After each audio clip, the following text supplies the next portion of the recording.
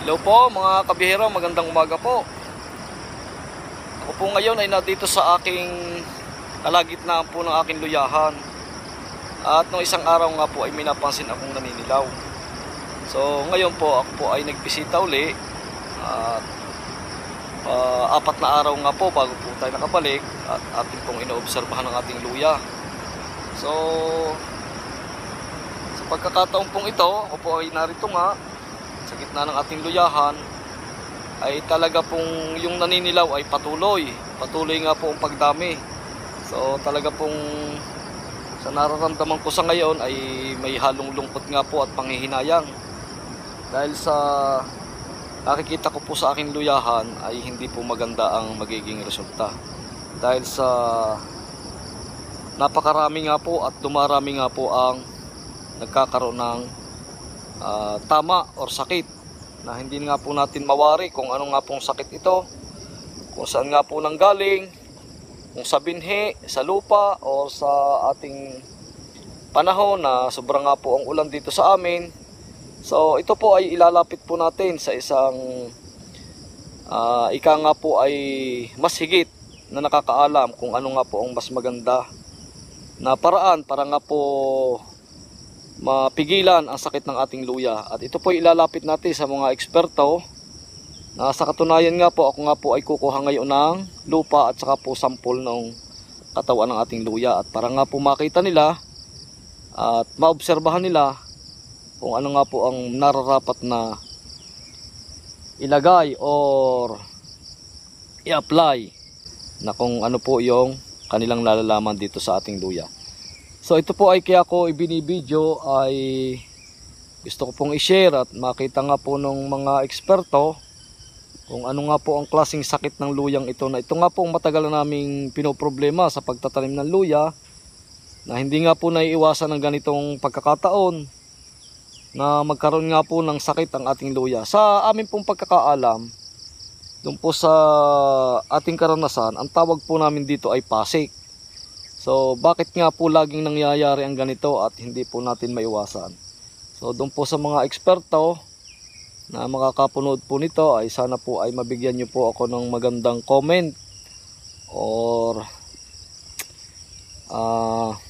magandang paraan para nga po makontrol ang ganitong sakit ng luya. At ganoon na rin po sa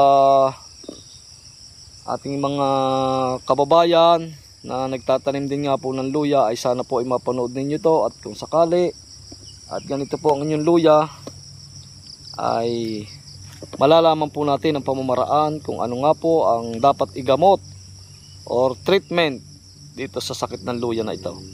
So pakikita ko po sa inyo ang klase ng ating luya na naninilaw, at yung pong ika nga po yung kagandahan pa ating luya. Ako nga po ay nandito sa kalagitnaan at makikita nyo po, yan po, berdeng berde pa yung iba. Yan, talaga pong magandang pagmasdan pagka po berdeng berde. At ito nga po yung kinatatayuan ko sa ngayon. Yan po ang ating luya, nagdapa na. Talaga nga pong naninilaw nga po ang kanyang katawan. Talaga nga pong palapad po ng palapad ang naninilaw. So tayo po ay kukuha ng sample ng laman niya, at para po makita ninyo kung ano po ang sakit ng luyang, sakit ng aking luyang ito. So nakakalungkot po, pero yun nga po ang sabi ko, yan po ay talagang dumadaan sa katulad nating mga magtatanim, na hindi nga po maiwasan ang pagkakataong ganito na magkaroon nga po ng aberya ang ating tanim. So kaya po ilalapit natin to sa mga mas higit na nakakaalam. Yan, katulad po ng isang puno na to,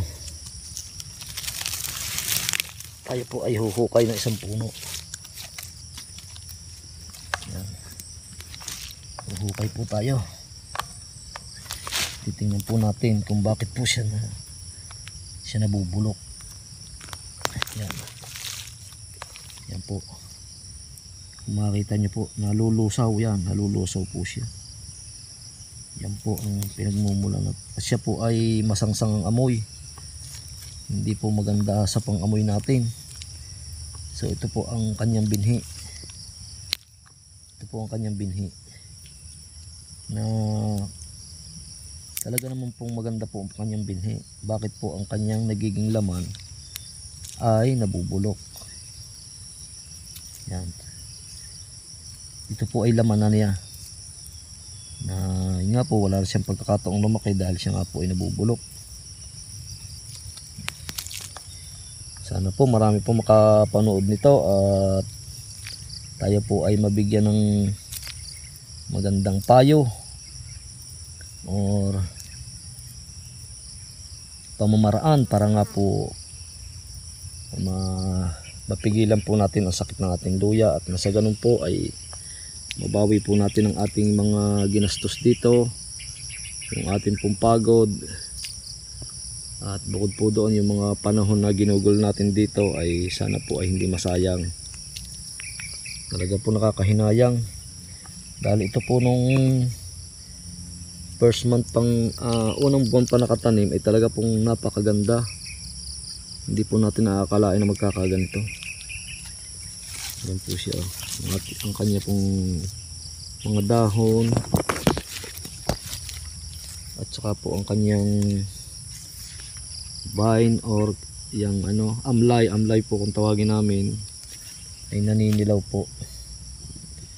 At ganyan nga po yung laman ay nabubulok at masangsang po ang amoy. Pero ang binhi naman po ay napakaganda at sa katunayan po nasuloy pa siya.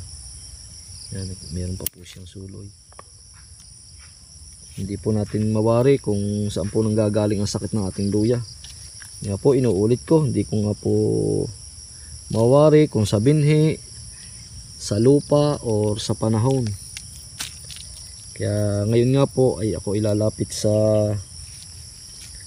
Department of Agriculture dito nga po sa nasasakupan ng Region 4A para nga po mailapit natin at maisangguni natin sa kanila at sana nga po tayo matulungan sa problema natin sa ating luya.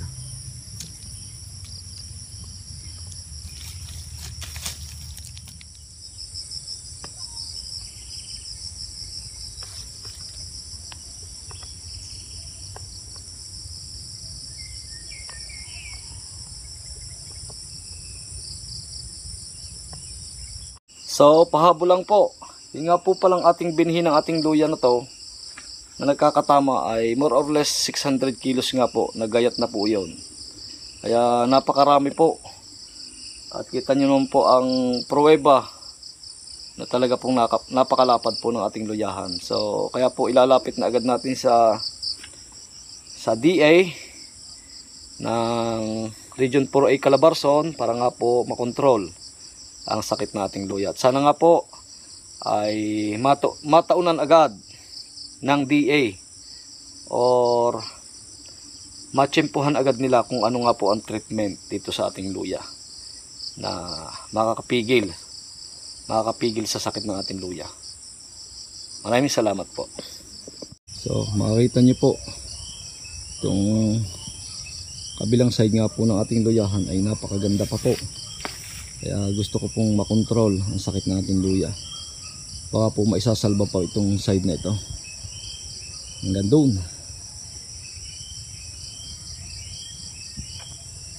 Yan, nag-uumpisa na rin dumilaw ang iba. So, yun nga po. Hawak po natin ang laman at saka po yung amlay ng ating luya. Na napakalungkot nga pong tingnan.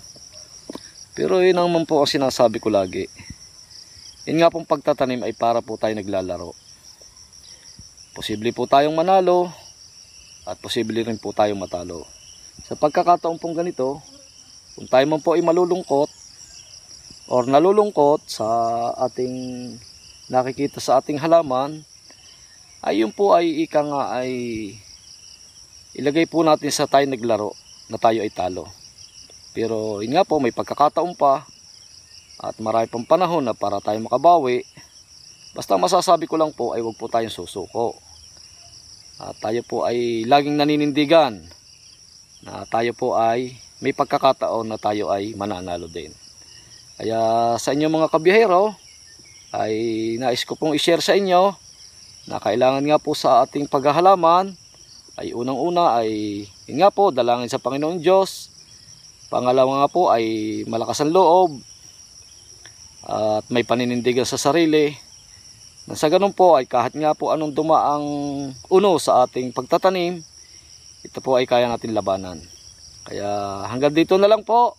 At sana po napanood yung video kong ito at matulungan niyo po ako sa problema sa akin luya. Marami pong salamat, God bless po at ingat po tayo lagi.